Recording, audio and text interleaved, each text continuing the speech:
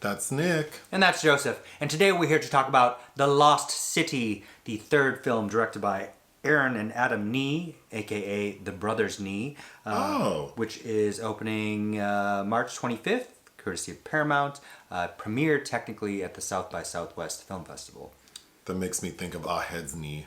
Yep, that opened today. Oh, coincidence. And you didn't watch it. But no. The directors? Oren and Adam, and it's not spelled like K-Nee, it's N-E-E.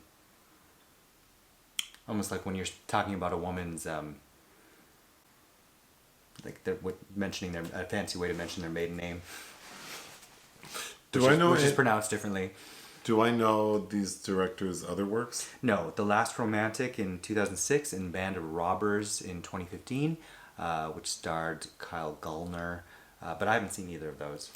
The basic story of this movie, Sandra Bullock plays an author who writes romance novels, and she's on a book tour with like the model for her books, so sort of like Fabio. Her cover model. Played by Channing Tatum. Mm-hmm. So while she's on this book tour, she gets kidnapped by Daniel Radcliffe, who plays this like eccentric billionaire. And he kidnaps her because she writes about a lost city, which is like an actual place. Her latest novel is called The Lost City of D. And Daniel Radcliffe is looking for a buried treasure in this lost city. So some queen was buried and he wants her treasure, which includes like a crown filled with jewels. And he thinks Sandra Bullock can help him because she has studied like the hieroglyphics and she knows how to interpret all that stuff. He kidnaps her, takes her to this island that he bought. So he has purchased this island and he's on this island looking for this tomb. Channing Tatum is in love with Sandra Bullock. Mm-hmm. The feeling is not mutual at first. He hires someone to go find her. And that someone is played by Brad Pitt. He was a trainer that he met at a meditation retreat, and he's named Jack Trainer. But Channing Tatum chooses to like tag along, but he's of no help. Basically, I mean, that's it. Then they are successful in finding the tomb, but when they find the tomb, they realize that there are no jewels. The treasure that was being referred to was like love. It's not material things. And at that point, Sandra Bullock ends up falling in love with Channing Tatum. Yeah. Because of what he has done to try to help her, I guess. Mm-hmm. And maybe those feelings were always there deep inside. Maybe. What happens to Daniel Radcliffe? I didn't watch this movie. He is arrested at the end. It's implied that he will get served justice. He tries to have them abandoned within the tomb where these this queen and her lover their remains are. And there's also a volcano on this island that is threatening to destroy specifically that part of the island, of course. But we forgot to mention that her agent has also flown separately to try to help her, and there's a boat just in time for them to rescue Sandra and Channing, and they already have picked up Daniel Radcliffe, and they discover that he is an antagonist. Did you like this movie? It has stops and starts. I think that some parts of the screenplay are funny and some are kind of stupid. It was written by Oren Uziel, who wrote the last Mortal Kombat film, and Dana Fox, who was a writer on Cruella. And I don't know if it's Ms. Fox who shines through, but there are some pretty good one-liners in here and some amusing interactions as these two are bumbling through the jungle. To me, my favorite part was Brad Pitt as Jack Trainer, who's this ex-military that does everything perfectly. There's some actually well choreographed fight sequences that are very entertaining.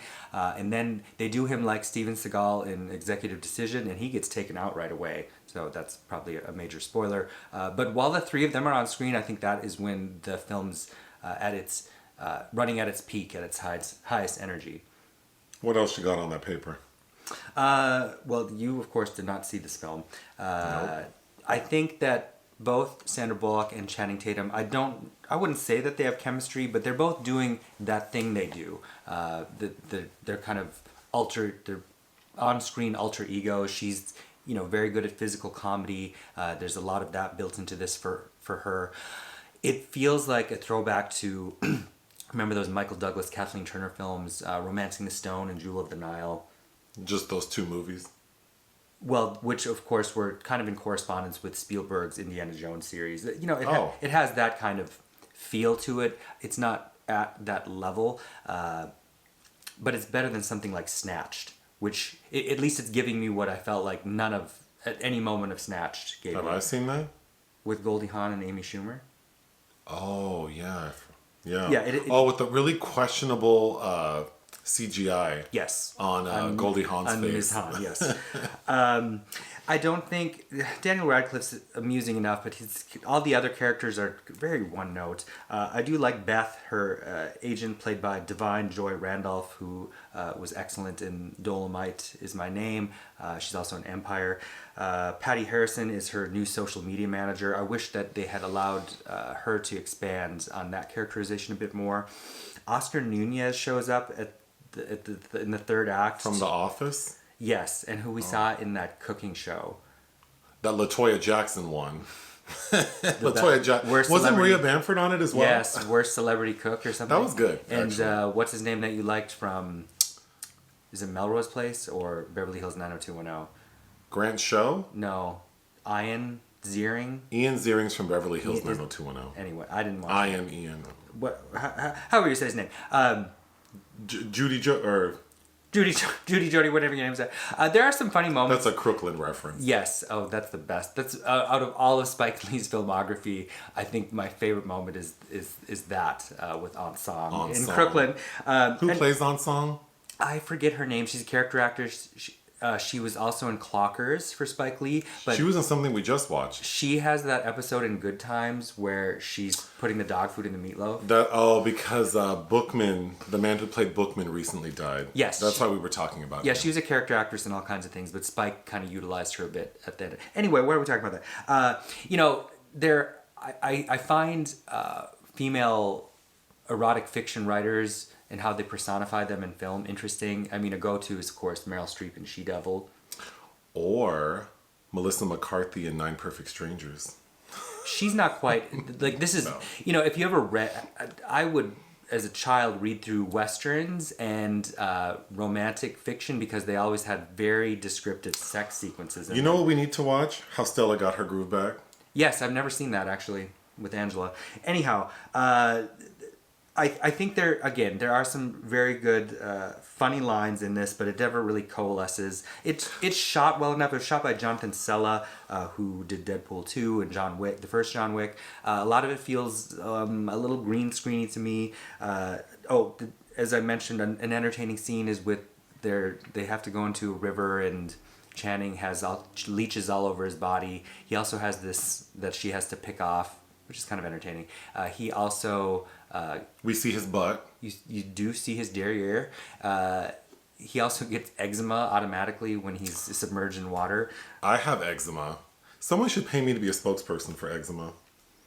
I would gladly rub ointment on my body for a hefty paycheck. Mm-hmm. Well, and a national commercial. At least you have someone to get those hard to reach spots as well. Oh God. Anyway, it's entertaining. It's sweet. It's funny. Sandra Bullock is wearing this glitter onesie through the whole thing. That's kind of a comic footnote itself that starts to disintegrate as they're roaming through the jungle. Again, there just are a few too many moments that feel rote and expected, and it's not really doing anything new. But if you like either of those people, if you like any of those films that it's kind of referencing or playing around with, I think you'll have a good time. What would you give it? 2.5. Anything else? No. Listen to our podcast. Bye.